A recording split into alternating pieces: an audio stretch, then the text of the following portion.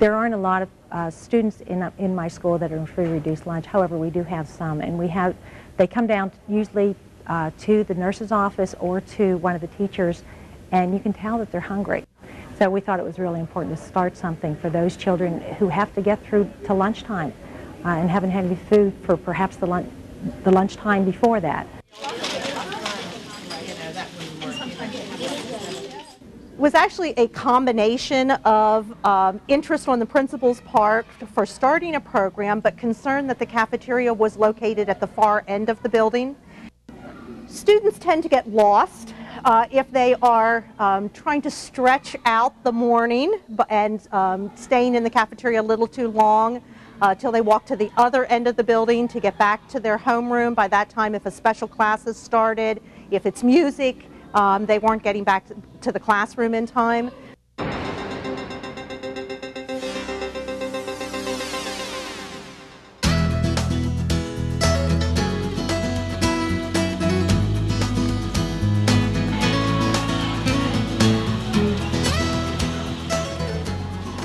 We offer a grab-and-go program here at Landisville Intermediate School, allowing students as they come off of the bus to quickly pick up a breakfast and take it to their classroom. As the students get off of the bus, they come into the building and immediately come to the serving line, which is a makeshift 2 carts that we wheel down from the cafeteria. They pick up their bag, they pick up their straw, if they have any plastic utensils. Everything is disposable. And from there, they fill the bag with whatever items. Actually, when we started with filling the bags in the kitchen and taking them down. And we found that anything that was left at the end of the day, we were having to empty the bags and start all over again. One of the managers suggested that we give the students some choice for their cereal, choice for the flavors of muffins, things like that. So at that point, we thought we would try it, and has worked very successfully for us. The manager and assistant manager take care of processing the sale, and the students head off to their classroom.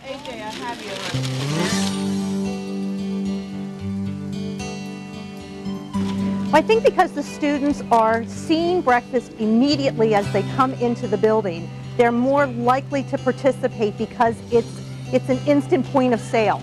It's like at the checkout line and you see the magazine that you might never buy, but because it's there, it catches your eye and you participate.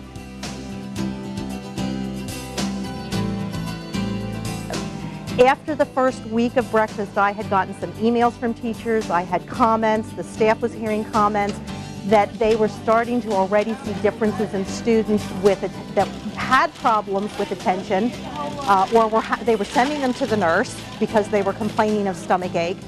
So right away the teachers were able to see the correlation between having breakfast and their activity in the classroom. And I actually used to keep food in my room, because oftentimes in the morning if a child will come up and say, I have a stomach ache, I have a headache, I'll ask them, did you eat breakfast? And a lot of times the answer was no. So I would need to give them something anyway. So this is nice because now they're getting that, and they need it.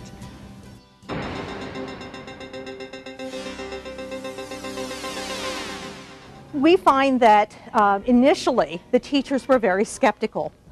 We were going to have food in the classroom. That was a major concern. And the initial reactions were not proactive.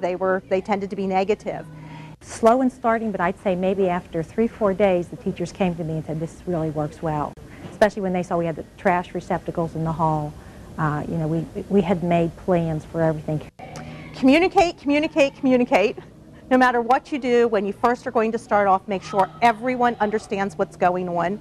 One of the key things that we did was to have a free breakfast to kick off the concept for the teachers at a breakfast meeting, which was very helpful. They could ask questions, they could see the kinds of foods that we were going to be serving the students. And another thing that we did was to offer free breakfast to every student on the very first day, to let them know what was happening so that they could experience it firsthand. But communication is really a key aspect in starting a program. We're talking about children. children who aren't eating. I mean, what more would they have to know? You know, we're here for children. That's our job. And I would think if they need food, if they need breakfast in the morning, that we should be able to provide that for them. It's a pretty successful breakfast.